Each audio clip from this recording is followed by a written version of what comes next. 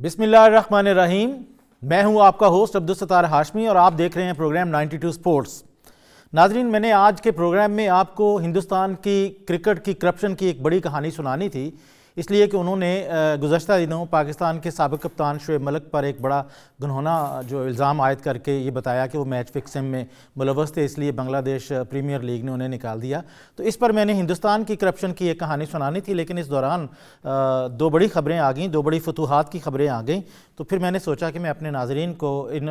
फतूहात के बारे में बताता हूँ और एनालिसिस करता हूँ और आपको पता चल सके कि ये क्या हुआ। और इस तजज़िये के लिए मैं नपोलियन बोनापार्ट के एक कॉल का सहारा लूँगा। वो कहते हैं कि फ़तह सबसे ज़्यादा सब्र करने वाले को मिलती है, और मैं ये समझता हूँ कि नपोलियन का ये जो कॉल है ये वेस्ट इंडीज़ और इंग्लैंड की टीम पर सादक आता है, इसलिए कि इन दोनों टीमों का मुकाबला, बड़ा सख्त मुकाबला बड़ी टीमों के साथ था। और ये वो बड़ी टीमें हैं जो ख़ास तौर पर अपने घरों में तो बहुत ही शेर होती हैं, और हिंदुस्तान तो ख़ास तौर पर अपनी होम ग्राउंड पर बहुत ही धाड़ता है। लेकिन आप ये देखें कि एक कुदरत का निज़ाम भी होता है जो किसी की शिकस्त और फतह का तयन करता है। तो मैं ये समझता हूँ कि 2023 के वर्ल्ड कप के बाद दुनिया क्रिकेट की सारी टीमें जो हैं वो मुख्तलिफ सीरीज़ में जो हैं वो मुलव्वस हो गई या मुख्तलिफ सीरीज़ खेलने में मसरूफ़ हो गई। तो इसमें हैरान कुन बात यह है कि ज़्यादातर सीरीज़ जो है वो टेस्ट क्रिकेट की हैं। हालांकि टेस्ट क्रिकेट के बारे में ये कहा जाता है कि ये मादूम हो रही है, लेकिन इस वक्त दुनिया में जितने भी सीरीज़ चल रही हैं वो टेस्ट क्रिकेट से ही मुतल्लिक हैं। पाकिस्तान जो है वो ऑस्ट्रेलिया से अपने 3 टेस्ट मैचेस की सीरीज़ हारकर वापस आई, तो उन्हीं दिनों इंग्लैंड की टीम ने हिंदुस्तान आना था और वेस्ट इंडीज़ की टीम जो है वो ऑस्ट्रेलिया चले गई। और ख़्याल ये किया जाता था कि ये दोनों टीमें जो हैं तगड़ी टीमों के मुकाबले में अच्छी परफॉर्मेंस नहीं दिखाएंगे और उसके बाद इनकी शिकस्त का सिलसिला शुरू होगा और उसके बाद ये सीरीज़ एक तरफ़ा होंगी। लेकिन ऐसा हुआ नहीं। कहने वाले ये हक बजानब हैं, क्योंकि किस्मत जो है वो इंग्लैंड की टीम से भी और वेस्ट इंडीज़ की टीम से भी रूठी हुई थी। आपने देखा कि वर्ल्ड कप में इंग्लैंड की टीम का जो हशर हुआ, और उसकी बुनियाद पर हम ये कह सकते हैं कि अब इसका शुमार कमज़ोर टीमों में होने लगा है। और इसके मुकाबले में वेस्ट इंडीज़ की बात की जाए तो वेस्ट इंडीज़ जिन्होंने पहले 2 वर्ल्ड कप जीते थे और एक अहद उनका था, एक दौर था उनका, और उनका ये हाल है कि वो वर्ल्ड कप के लिए क्वालिफाइंग राउंड को भी क्वालिफाई ना कर सके। तो इस बुनियाद पर आप ये कह सकते हैं कि ये दोनों टीमें कमज़ोर हैं। लेकिन इन दोनों टीमों ने क्रिकेट के शायकीन को हैरान करके रख दिया। हैरानी ये की कि उन्होंने गुज़श्ता दिनों जो मैचेस हो रहे थे, टेस्ट मैचेस जो हो रहे थे, उसमें इंग्लैंड ने भारत को हरा दिया, और दूसरे नंबर पर जो आपकी वेस्ट इंडीज़ की टीम थी उन्होंने ऑस्ट्रेलिया को ऑस्ट्रेलिया के घर में जाकर मारा और हरा दिया। अब मैं आपको बताऊं, हैरान कर दूं आपको ये बताकर कि हिंदुस्तान की जो टीम है उन्होंने 91 बरस के बाद, 91 ईयर्स के बाद 100 रन्स की बर्तरी हासिल करने के बाद भी वो शिकस्त खुर्दा हुए। उन्हें शिकस्त हुई और उनके सर जो हैं वो शर्म से झुक गए, और इस शिकस्त पर उनके ड्रेसिंग रूम में सन्नाटा छाया हुआ था, और हैदराबाद की स्टेडियम में बैठे तमाशाइयों पर एक बेचैन खामोशी की लहर जो है वो दौड़ गई थी। लोग बिल्कुल खामोश थे, पिन ड्रॉप साइलेंस थी। लेकिन उसके दूसरी तरफ इंग्लैंड के विकेट कीपर बेन फॉक्स और टॉम हार्टले और हिंदुस्तान के कप्तान की आउट होने पर वो लोग खुशियां मना रहे थे। गोया एक तरफ हिंदुस्तानी तमाशाई और उनकी क्रिकेट टीम के लोग जो हैं वो अफसरदा थे, और दूसरी तरफ जो है वो इंग्लैंड के खिलाड़ी जो हैं वो इस फतह पर जश्न मना रहे थे। गौरव ने ऐसा 2021 में भी किया था, तब भी एक ऐसी ही फतह हासिल की थी। लेकिन 2021 के मैच में और 2024 के मैच में बुनियादी फ़र्क ये है कि इस मैच में हिंदुस्तान को इस मैच के पहले 2 दिनों में बर्तरी हासिल थी, और पहली इनिंग्स के बाद उन्हें 190 रन्स की बर्तरी हासिल थी, और उनकी होम ग्राउंड पर अगर इतनी बर्तरी हो तो फिर हारा नहीं जाता। लेकिन कहते हैं कि किसी न किसी चीज़ को पहली दफ़ा तो होना ही होता है। इससे पहले भी ऐसा हुआ था 2001 में ईडन गार्डन में हिंदुस्तान की टीम जो है वो फॉलो ऑन हो गई थी ऑस्ट्रेलिया के मुकाबले में, लेकिन फॉलो ऑन होने के बावजूद वो ये लोग मैच जीत गए थे। इससे पहले 1964 में ऑस्ट्रेलिया को भी 65 रन्स की बर्तरी का सामना था, लेकिन इसके बावजूद उन्होंने भारत को शिकस्त दे दी थी। इसकी एक और मिसाल 2015 में भी है, जहां पर गॉल टेस्ट में श्रीलंका ने हिंदुस्तान के 192 रन्स की बर्तरी के बावजूद फतह हासिल कर ली थी। یہ جو ٹیسٹ حیدرآباد میں ہوا ہے اس میں بھارت نے انگلینڈ کے 236 رنز کے جواب میں 436 رنز بنائے اور یہ بھارت کا ہوم گراؤنڈ پر سب سے دوسرا بڑا سکور ہے۔ اس سے پہلے یہ سکور انہوں نے پاکستان کے خلاف بنگلور ٹیسٹ میں 449 بنائے تھے اور اس وقت انہیں فتح کے لیے 231 رنز کا تعاقب کرنا تھا، لیکن حیدرآباد کے ٹیسٹ میچ کے چوتھے دن ہندوستان جو ہے وہ صرف 202 رنز پر آؤٹ ہو گئی۔ ہندوستان نے انگلینڈ کے لیے جو سپن بولنگ کا جال بچھایا تھا اور سپن ٹریک بنا کر انہیں پھانسنے کی کوشش کی تھی، وہ خود ہی اس میں پھنس گئے اور انگلینڈ کے بولر جو ٹام بارٹلے ہے انہوں نے 231 رنز کے تعاقب کو ان کے لیے ایک خواب بنا دیا۔ پہلا ٹیسٹ کھیلنے والے بارٹلے نے 7 بلے بازوں کو آؤٹ کیا اس اننگز میں اور مجموعی طور پر انہوں نے 9 وکٹیں لی تھیں اور یوں سمجھ لیں کہ 5 میچ کی اس سیریز میں انگلینڈ نے ہندوستان کو ڈرامائی طور پر ہرا کر سب کو حیران کر دیا اور یہ سیریز اس وقت 5-1 کی نسبت سے انگلینڈ کے نام ہے۔ تو یہ تو تھا انگلینڈ کا جو ایک میچ جیتنا ہے اور ایک ایسا خواب تھا جو ہندوستان کو ڈراتا رہے گا۔ دوسرے نمبر پر جو بات آتی ہے وہ میں آپ کو ایک اور انہونی سناتا ہوں،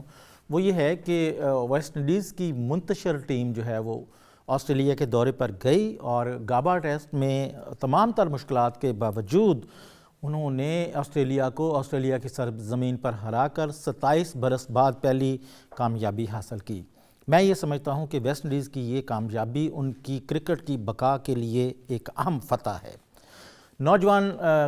ویسٹ انڈیز کی ٹیم نے اپنے میزبان کو 8 رنز سے شکست دی اور اس سے پہلے انہوں نے 1997 میں آسٹریلیا کو شکست دی تھی اور اس ٹیم میں برائن لارا، کارل ہوپر اور ایئن بشپ جیسے نامور کھلاڑی شامل تھے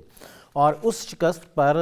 آسٹریلوی جو سٹیزنز تھے یا تماشائی تھے انہوں نے ویسٹ انڈیز کے ساتھ مل کر جشن بھی ملایا تھا۔ اس میچ میں یہ جو گابا میں کھیلا گیا تھا اس میں ویسٹ انڈیز کے پرانے کرکٹرز جو ہیں وہ کمنٹری باکس میں موجود تھے۔ ان میں فاکس کرکٹ کے لیے برائن لارا جو ہیں وہ شامل تھے اور جب شمار جوزف نے آسٹریلیا کی آخری وکٹ لی تو فرتے جذبات سے برائن لارا جو ہیں وہ رو پڑے، اتنی زیادہ خوشی ہوئی کہ وہ رو پڑے اور ان کے رونے کا ساتھ دینے والے کارل ہوپر بھی ایک اور کمپنی کے لیے وہاں پر کمنٹری کر رہے تھے اور ہم انہیں ایک وائرل ہوئی ویڈیو میں دیکھ سکتے ہیں کہ وہ کمنٹری باکس میں چل پھر رہے تھے اور انہوں نے اپنے سر پر ہاتھ رکھا تھا اور ان کی آنکھوں سے آنسو جاری تھے۔ اسی طرح فاسٹ بالر ایئن بشپ بھی وہاں موجود تھے اور انہوں نے بھی اپنے ٹویٹر پر مختلف قسم کے پوسٹیں شامل کر کے اپنی خوشی کا اظہار کیا۔ تو ایک طرف تو یہ سیلیبریشن ہو رہی تھی اور دوسری طرف آپ دیکھیں کہ کپتان جو ویسٹ انڈیز کے کپتان تھے گریگ بریتھیٹ، انہوں نے گابا ٹیسٹ میں جو اپنی حکمت عملی اپنائی وہ یہ تھی کہ انہوں نے اپنے بولرز کو 4 اوور کے سیشن کروائے، یعنی ہر 4 اوور کے بعد بولر چینج کر دیتے تھے۔ اس طرح سے ان کے بولر نہ تو تھکے، نہ ان کی لائن لیتھ میں کمی آئی، نہ وہ اپنی گیند کی گرفت سے دور ہو پائے۔ تو یہی وجہ ہے کہ وہ جو وکٹ بولنگ کرتے ہوئے انہوں نے آسٹریلوی بلے بازی کو تباہ کر کے رکھ دیا۔ تو میں یہ سمجھتا ہوں کہ 1997 کے بعد یہ اتنی بڑی تاریخی فتح تھی کہ جس پر ویسٹ انڈیز کی انٹرنیشنل کرکٹ میں واپسی کے دروازے کھلے اس لحاظ سے کہ وہ مسلسل شکستوں کا شکار تھے اور اب یہ فتح ان کی آنے والی فتوحات کا تعین کرے گی۔ اور ویسٹ انڈیز کو یہ اعزاز حاصل ہوا ہے کہ انہوں نے آسٹریلیا کو ڈے اینڈ نائٹ ٹیسٹ میں پہلی دفعہ ہرایا ہے اور وہ پہلی دنیا کی ٹیم ہے جنہوں نے آسٹریلیا میں ڈے اینڈ نائٹ ٹیسٹ میں ہرایا ہے۔ اس میچ کا جو چھوٹا سا خلاصہ ہے کہ وہ یہ تھا کہ ویسٹ انڈیز نے 108 اوورز میں 311 رنز بنائے تھے اور آسٹریلیا نے 53 رنز میں 289 رنز بنائے اور 9 وکٹوں کے نقصان پر انہوں نے اننگز ڈکلیئر کر دی۔ پیٹ کیمنز کا یہ خیال تھا کہ ہم تھوڑا ارلی کر کے ڈکلیئر اننگز تو ویسٹ انڈیز کے بلے بازوں کو آؤٹ کر کے یہ میچ آسانی سے جیت لیں گے، لیکن پہلی اننگز میں ویسٹ انڈیز کو 22 رنز کی برتری حاصل تھی، لیکن جب وہ دوسری اننگز کے لیے آئے تو ان کی 1 وکٹ آؤٹ ہوئی، لیکن اس کے بعد انہوں نے ایسا سنبھالا دیا اور اس طرح سے انہوں نے اس میچ کو لے کر نکلے کہ آخر وہ فتح پر جا کر ہی رکے۔ تو آپ یہ سمجھ لیں اس دونوں میچز کا جو تبصرہ ہے وہ یہ ہے کہ ان چھوٹی ٹیموں نے، ان کمزور ٹیموں نے، ان قسمت کی ماری ہوئی ٹیموں نے کرکٹ کی دنیا کے بڑے بڑے بت جو ہیں وہ گرا دیے اور ان کے غرور کو پاش کر دیا اور آخر میں ہم یہ کہہ سکتے ہیں کہ فتح انہیں نصیب ہوتی ہے جو زیادہ صبر والے ہوتے ہیں۔ تو یہ میرا آج کا تبصرہ تھا 2 میچز پر، اور اس کے بعد اگلے سیگمنٹ میں آپ کو نیوز دیتا ہوں 2۔ پہلی خبر یہ ہے کہ ہندوستان میں اس وقت رانجی ٹرافی چل رہی ہے، اور اس ٹرافی میں حیدرآباد دھکن کے تنمے اگروال نے ایک ایسا کارنامہ انجام دیا ہے جو دنیا کا ریکارڈ بن گیا ہے۔ انہوں نے رانجی ٹرافی میں اپنی تیز ترین ٹرپل سینچری مکمل کی ہے، اور یہ تیز ترین ٹرپل سینچری محض 147 رنز پر بنی ہے، اور ایک دن میں اس میچ میں 701 رنز بنے، جو کہ ریکارڈ ہے۔ لیکن اس سے پہلے ایک اور ریکارڈ ہے، وہ یہ ہے کہ 1948 کو ایکسس اور آسٹریلیا کے بیچ میں ایک میچ ہوا تھا، اس میں بھی ایک دن میں 721 رنز بنے تھے۔ اور یہ جو تمنے اگروال کا جو ریکارڈ ہے، یہ انہوں نے اصل میں روی شاستری کا ریکارڈ توڑا ہے، جو انہوں نے ڈبل سینچری بنائی تھی 119 گیندوں پر۔ تو ایک خبر تو یہ ہے۔ دوسری خبر یہ ہے کہ نیوزی لینڈ کی ٹیم بھی ان دنوں جنوبی افریقہ کے خلاف ٹیسٹ سیریز کھیلنے جا رہی ہے، اور اس میں انہوں نے رچن رویندرا کو ایک نیا رول دیا ہے۔